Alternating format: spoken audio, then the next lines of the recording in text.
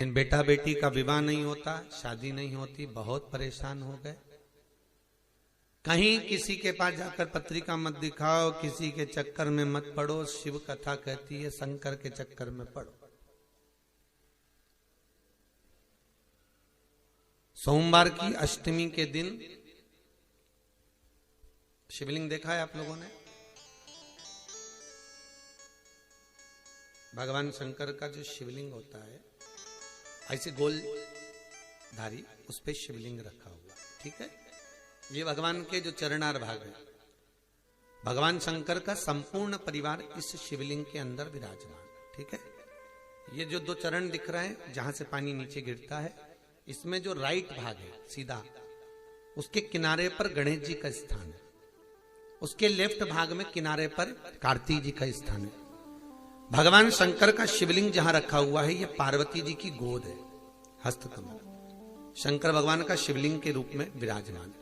ऊपर से जो जल गिरता है शंकर जी के ऊपर, एक एक बूंद, वो शंकर जी की 5 लड़कियां हैं, जया, विषहरा, शामरी बारी, दोतली और देव। शंकर जी की 5 लड़कियां, एक एक बूंद पानी गिराती रहती। शंकर जी की सबसे छोटी लड़की अशोक सुंदरी, जो दोनों चरण हैं उसके बीच में एक मोटी सी लाइन, किसी भी शिवलिंग में जाकर देखना जहां जलाधारी होगी, उसमें एक बीच में एक मोटी सी लाइन होगी, वो शंकर भगवान की सबसे छोटी लड़की अशोक सुंदरी है। किसका स्थान है वो? अशोक सुंदरी। महाराज, जिस लड़का लड़की का विवाह नहीं हो रहा, बहुत परेशान हो गए, न मंगल ने केतु ने राहु सब झूमे पड़े हुए हैं, तो कुछ नहीं करना है अपने को। सोमवार की अष्टमी के दिन जाइए, शंकर भगवान के बीच में जो मोटी लाइन बनी हुई है अशोक सुंदरी की, उस पे कुंकू चढ़ाकर, चंदन चढ़ाकर और शंकर भगवान का पूजन कर कर आ जाइए। उसी कुंकू की बिंदी या तो घर में दरवाजे पर स्वस्तिक बना दीजिए, या बच्ची अपने सिर में लगा ले, कमरे में लगा ले। 3 महीने के अंदर उस बेटा बेटी का संबंध पक्का हो जाता है महाराज, मात्र 3 महीने के अंदर। अशोक सुंदरी के स्थान की महत्वता शिव महापुराण करती है। और ये शंकर भगवान की जो 5 लड़कियां हैं, जया, विषहरा, शामरी बारी, दोतली और देव, ये वो कन्याएं हैं जिस व्यक्ति को रोज रात में सोने से पहले नींद की गोली खाना पड़ती हो, टेबलेटें खाना पड़ती हो, उसको टेबलेट खाने की जरूरत नहीं है। शंकर भगवान की 5 लड़कियों का नाम लेकर रात्रि को 5 बार जया का नाम लो, विषहरा का नाम लो, शामरी बारी, दोतली और देव, शंकर की 5 लड़कियों का नाम लेकर थोड़ा थोड़ा सा पानी आचमन कर कर आराम से सोइए। कोई टेबलेट खाने की जरूरत नहीं पड़ेगी, चक नींद आएगी, सुबह आराम से उठोगे। 1% नींद नहीं खुल सकती रात को भी, चक सो। कोई गोली नहीं खानी, कोई टेबलेट नहीं खानी। शिव की बेटियों का इस्तेमाल करें महाराज। पहली जया, दूसरी शामली बारी, नाम बोलो, शामली बारी, दोतली, देव, ये कन्या, जितनी भी कन्या है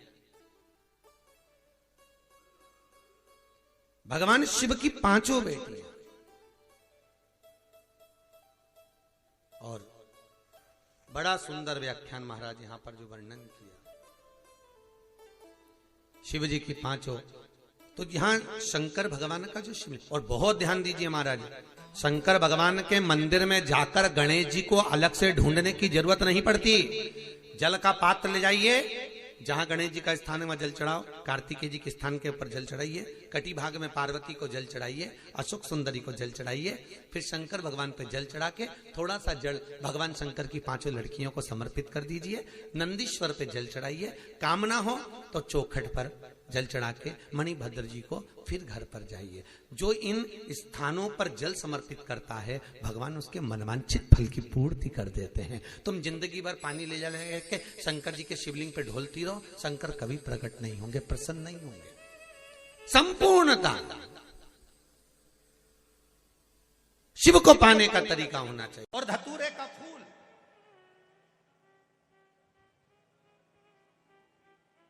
कांटे वाला धतूरा, और उसमें लगने वाला एक पुष्प। आस्था चैनल पर आप लोग देख रहे होंगे धतूरे के फूल का दर्शन। धतूरा और धतूरे का पुष्प, छोटा सा पौधा है, ज्यादा बड़ा नहीं है, कांटा लग रहा है, धतूरा लग रहा है, और उसमें भी साधारण धतूरा नहीं। जिस धतूरे के नीचे की डंडी लाल कलर की होती है, अगर वो सोमवार की अष्टमी को देवाधिदेव महादेव को समर्पित करी जाती है तो उसके घर में कभी संपदा की कमी नहीं होती है। वो धतूरा है, साधारण नहीं है। धतूरे में भी लाल डंडी, जैसे धतूरा गोल होता है उसके नीचे एक छोटी सी डंडी, देखा है आप लोगों ने? अरे देखी कि नहीं देखी बोलो? धतूरा देखा है ना? धतूरे के अंदर एक नीचे छोटी सी डंडी होती है, जब तोड़ोगे तो वो डंडी का कलर अगर लाल है, वो डंडी का कलर अगर लाल है, और कभी हम तो कहेंगे जैसे बड़ी बीमारी जिसको हो जाती है, लीवर, किडनी, कैंसर आदि आदि बड़ी बीमारियों से जो जूझ रहा होता है, प्रयास करो, प्रयास महामृत्युंजय का जाप कर कर, महामृत्युंजय का स्मरण कर कर, एक लाल डंडी का धतूरा प्रयास करना। एक धतूरा मिल जाए या 5 धतूरे मिल जाए किसी भी एकांतेश्वर महादेव पर, जो शिव मंदिर एकांत में हो, जहां कोई जाता आता नहीं हो। वैसे तो अब बहुत मुश्किल है कि ऐसा मंदिर मिल जाए जहां कोई जाता आता नहीं हो। पहले की बात दूसरी है, अब बात दूसरी है। फिर भी कहीं आप रोड पे से निकल रहे हो, एकांतेश्वर महादेव अगर आपका दिख जाए, बहुत बीमारियों से ग्रसित हो, तो भी महामृत्युंजय जाप का स्मरण कर कर या किसी विद्वत ब्राह्मण जन से महामृत्युंजय मंत्र का जाप कराकर, या भगवान शिव के मंत्र का जाप स्वयं कर कर, वो भी ना बने तो पंचाक्षर मंत्र नमः शिवाय, षडाक्षर मंत्र ओम नमः शिवाय, या श्री शिवाय नमस्तुभ्यम जप कर वो लाल डंडी का धतूरा 5 एकांतेश्वर महादेव को आप समर्पित कर सकते हो। रोग थम जाएगा। जो दवाई खाओगे वो शरीर को लगना प्रारंभ हो जाएगी और आप स्वस्थ होना प्रारंभ हो जाएंगे। अगर बड़ा रोग, आपको एक कथा में कहा था,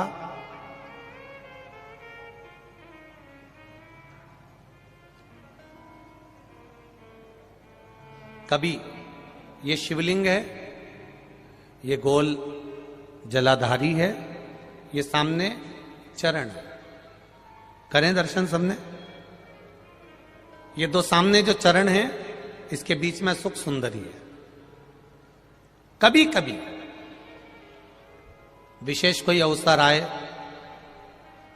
सोमवार की अष्टमी पड़ जाए या कोई विशेष प्रदोष का दिन पड़ जाए, और आपको लग रहा हो कि मेरा महादेव को मैं जल चढ़ाते चढ़ाते इतना समय हो गया, मेरा महादेव नहीं सुन रहा, तब कभी कभी ऐसा मन में आए कि क्यों नहीं सुन रहा, तब लोटा भरकर जब जल लेकर जाओ, गणेश जी को चढ़ाया, अशोक सुंदरी को चढ़ाया, षडानंद कार्तिकेय को चढ़ाया, माँ जगत जननी जगदम्बा माँ पार्वती को चढ़ाया, वही जल ले जाकर बेलपत्री के वृक्ष पर चढ़ाया। शिव जी को अर्पण नहीं कर पाए। और सरल भाषा में समझ लो इसको, किसी किसी माता को आपने देखा होगा, किसी किसी व्यक्ति को आपने देखा होगा कि वो शिव मंदिर में जाता है, शिव जी को भले जल नहीं चढ़ाता, पर शंकर भगवान के मंदिर में जाकर इतनी सफाई कर देता है, जहां शंकर भगवान का कहीं बेलपत्र वगैरह पड़ा हुआ है उसको उठाएगा, बीनेगा, फिर यहां से धोएगा, श्रृंगार करेगा, यहां से साफ करेगा, साफ करके जो पानी जा रहा है वहां साफ करेगा, साफ करके एकदम क्लीन करके फिर शंकर भगवान को पोंछ कर स्नान कराकर जल चढ़ाकर फिर उनका श्रृंगार करता रहता। कभी कभी आपके साथ में भी ऐसा हुआ होगा, आपने भी करा होगा, ऐसा नहीं कि नहीं करा। कभी कभी सब दूर सफाई के बाद शिवलिंग की सफाई करना भूल गया, या शंकर जी के शिवलिंग पर जल चढ़ाना भूल गया, जल चढ़ाकर आ गया। अब आ तो गया, पर चिंता देवाधिदेव महादेव को लग गई। मेरा था, भक्त था, उपास करता था, शिवरात्रि का व्रत करता था, पशुपति व्रत करता था, सोमवार सावन के करता था, 16 सोमवार करता था, पर आज इसको ना जाने क्या हो गया कि ये मेरे ऊपर जल ना चढ़ाकर सब दूर जल चढ़ाकर चले गया। देवाधिदेव माता पार्वती जी से कह देते हैं, सुन पार्वती, अगर कोई भूलवश भी मुझ पर जल चढ़ाना भूल जाए और तेरे हस्त कमल पर जल चढ़ा कर जाए तो पार्वती जितना फल मैं प्रदान करूं उससे दुगना फल तुझे प्रदान करना है, यह शिव कह रहा है। और इसका प्रमाण कहां पर मिलता है? इसका प्रमाण मिलता है महाभारत में, इसका प्रमाण मिलता है श्रीमद् भागवत कथा में। भीम, दुर्योधन और जरासंध तीनों ने तप करा, तीनों बैठे हैं अलग अलग शंकर भगवान का भजन करने के लिए, और तीनों शिव जी का भजन कर रहे हैं, तीनों शंकर भगवान का गुणगान कर रहे हैं, तीनों शिव जी का तप कर रहे हैं। और तप करते करते करते करते करते करते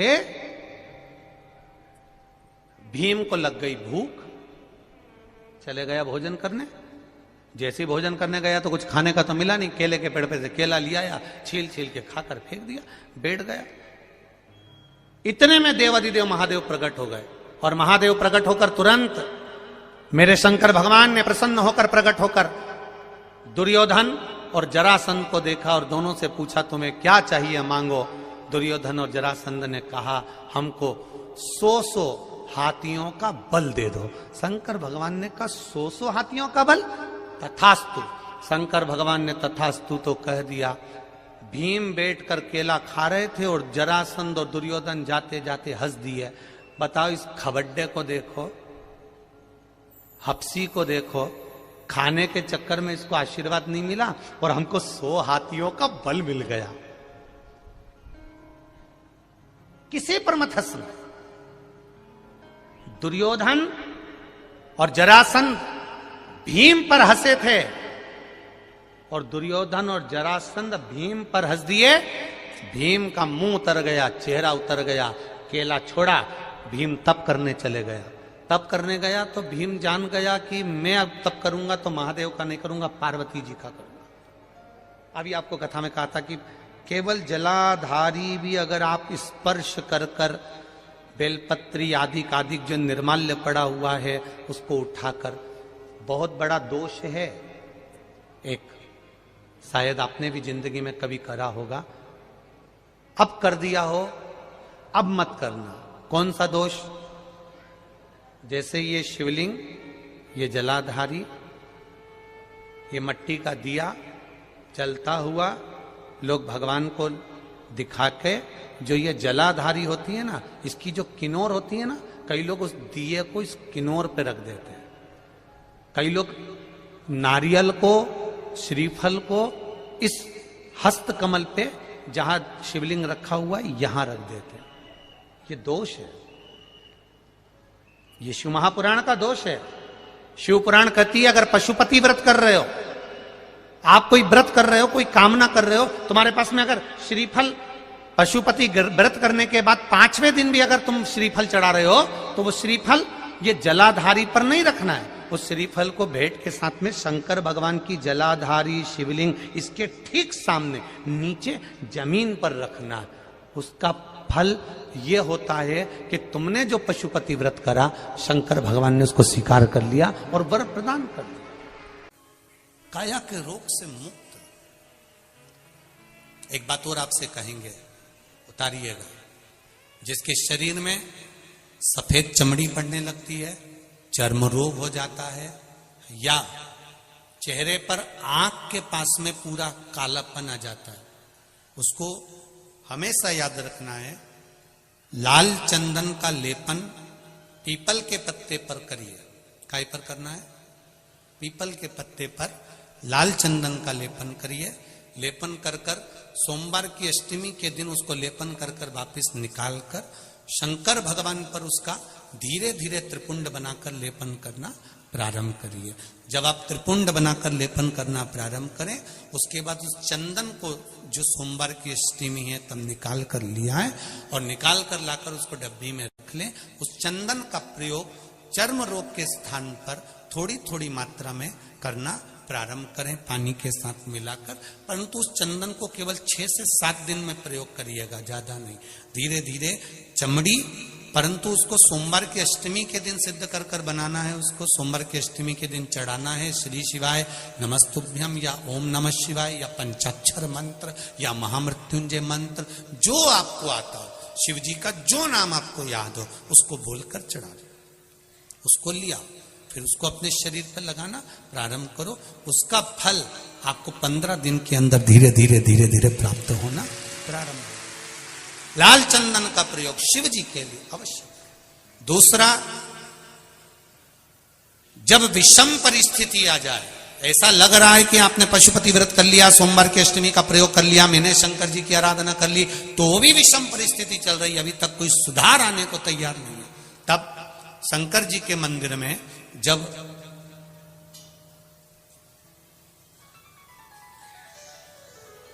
बेलपत्र चढ़ाने के लिए आप जाएं, तब प्रयास करिएगा कि बेलपत्र को, अशोक सुंदरी का स्थान सबको मालूम है ना, बोलो जम के बोलो जरा, मालूम है सबको?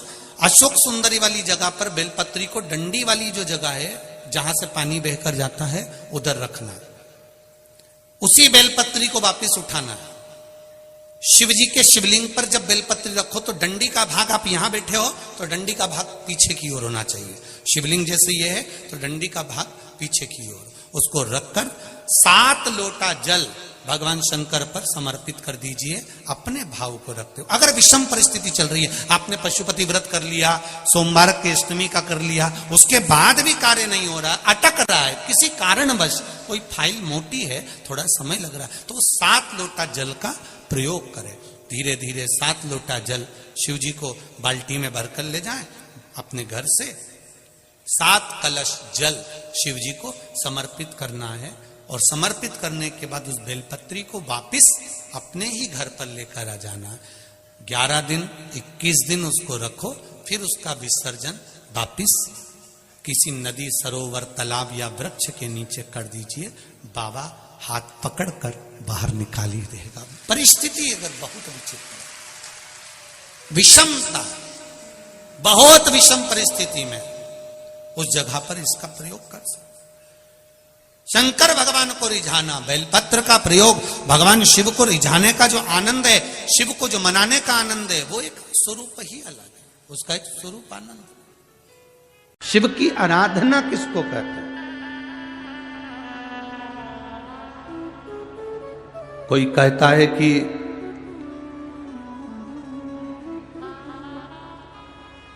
क्यों भटक रहे हो, क्यों जा रहे हो यहां वहां। हम कहते हैं तुम भटको भी मत, कहीं मत जाओ। तुम्हारे घर के नजदीक में जो शंकर का शिवालय हो, तुम्हारे घर के नजदीक में जो शंकर का मंदिर हो, शिव मंदिर हो, शिवालय हो, उस शिवालय में जाकर 1 लोटा जल प्रतिदिन चढ़ाना प्रारंभ करो।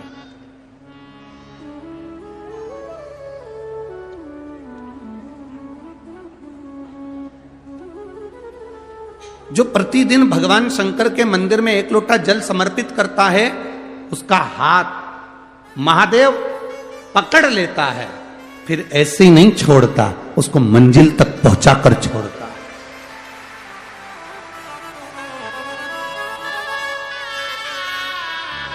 वो ऐसे ही नहीं छूट सकता।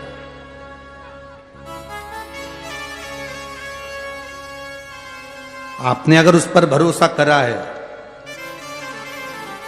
हां, थोड़ा कष्ट हो सकता है, थोड़ी तकलीफें आ सकती है, थोड़ा दुख आ सकता है, जिंदगी में थोड़े थोड़े तकलीफें हर मनुष्य के जीवन में आती है।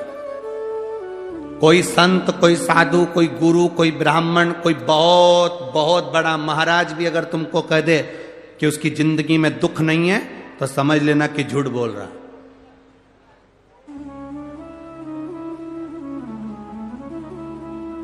मेरे राम जी महाराज भी इस पृथ्वी पर जन्मे तो उनकी जिंदगी में भी दुख आया।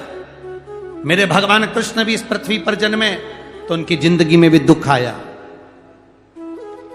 माता जानकी भी इस पृथ्वी पर प्रगटी तो उनकी जिंदगी में भी दुख आया। राधा रानी भी इस पृथ्वी पर प्रगटी तो उनकी जिंदगी में भी दुख आया। संसार में अगर जन्म लिया है, मृत्यु लोक में अगर तुम पैदा हुए हो, पृथ्वी पर अगर तुम आए हो, तो तुम्हारी जिंदगी में दुख ये नहीं कि नहीं आएगा। हमारे पूर्व के कर्म के अनुसार हमारी जिंदगी में दुख, हमारी जिंदगी में तकलीफें आती है, पर वो दुख मिटेगा कैसे?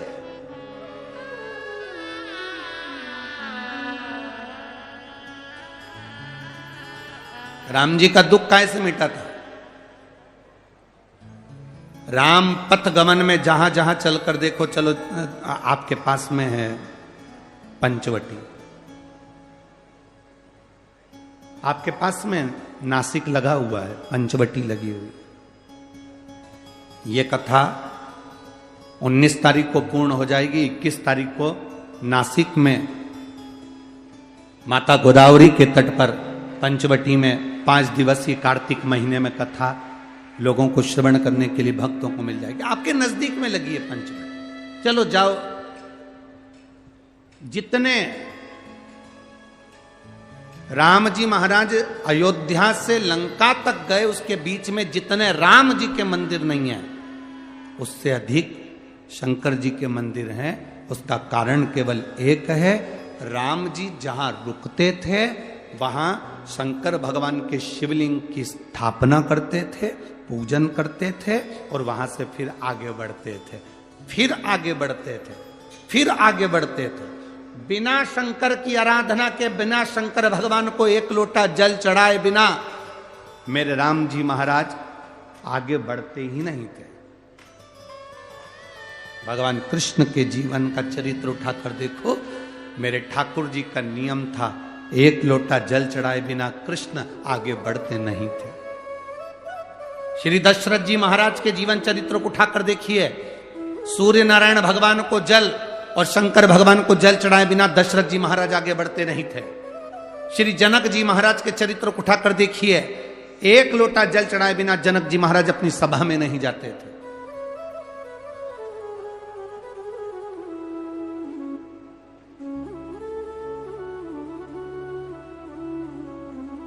थोड़ी जिंदगी में तूफान आते हैं, कष्ट आते हैं, दर्द आता है, तकलीफें आती हैं,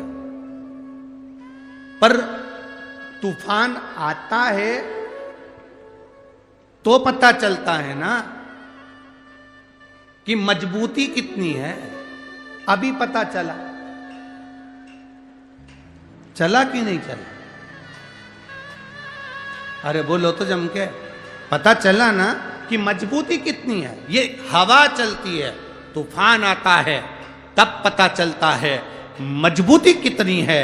उसी तरह दूसरे धर्म के लोग तुम्हें डिगाने के लिए आगे बढ़ते हैं, पर तुम्हारे भीतर का सनातन धर्म दिखा देता है कि मजबूती कितनी।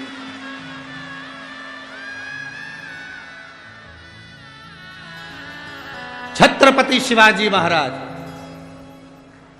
जिनकी माता ने कहा कि बेटा सामने किला है और वो किला मुझे चाहिए, शिवाजी कहते हैं मां क्या बात करती हो, ये किला वहां कितना कितना सैनिकों का बल भरा पड़ा हुआ है और मेरे पास में कुछ भी नहीं है, मेरे पास कुछ भी नहीं।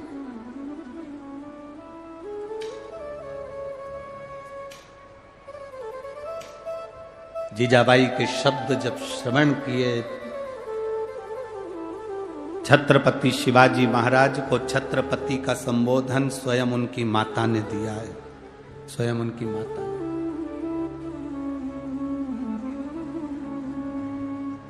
कह दिया जीजाबाई, सामने जो किला है वो मेरा है, तुझे मालूम है? हाँ मां, मैंने सुना है ये किला अपना है, फिर कब्जा दूसरे का है। छत्रपति शिवाजी ने कहा बहुत भारी सेना है उसके पास में, बहुत बल है उसके पास में, सेना प्रबल है उसके पास में, मेरे पास इतनी सेना नहीं है। मां ने कह दिया शिवाजी तेरे बस की बात नहीं है, मैं खुद जाऊंगी और किला लेकर आऊंगी। स्वयं शिवाजी ने सुना कि मां स्वयं किला लेने के लिए जा रही है, स्वयं किला। मां